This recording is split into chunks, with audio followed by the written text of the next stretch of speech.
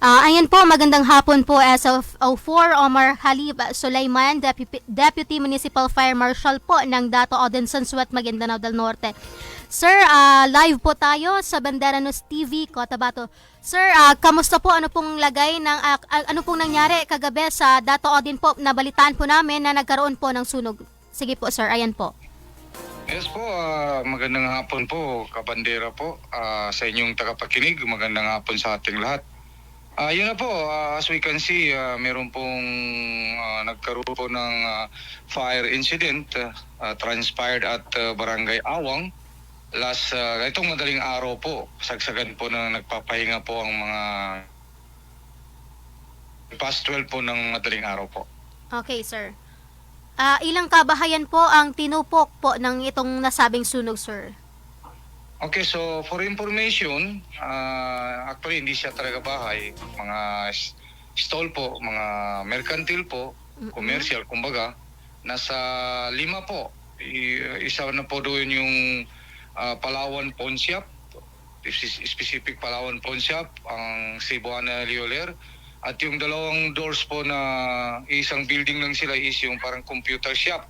May nasiparate po na isang stall doon, parang doon din sila natutulog, yung Bangsamoro Delicacies yata.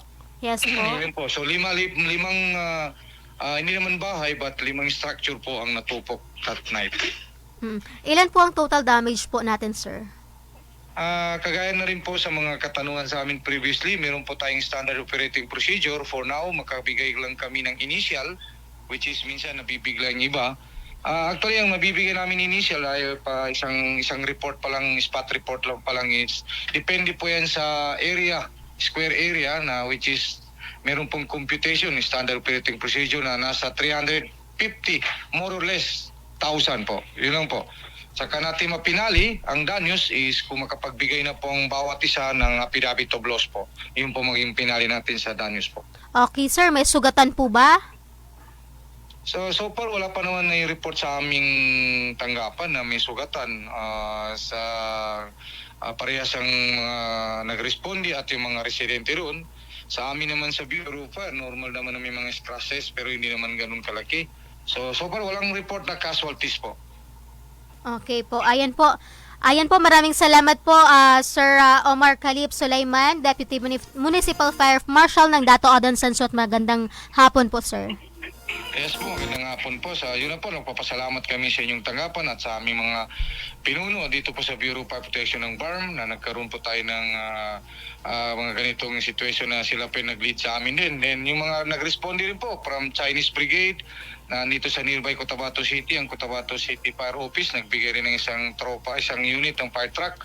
Then ang AFP po, Armed Forces of the Philippines, may bago silang unit ng fire truck, nakaresponde rin po sa amin. At ang Dalikan Fire Station, nakaresponde po dito sa barangay at normal po yun din yung aming tropa sa may barangay. Papasalamat kami na nagkaisa at nagkaroon po ng mabuting relationship para magkaroon. Ang pinakamaganda dito mga kabandera, parang nabigyan na rin alala yung mga tao na magtawag muna bago magbibideo. Although meron pa rin. So far, yun po, may nakatawag po agad sa amin. Yun po. Okay po. Ayan po, no. Maraming salamat po, sir. Thank you.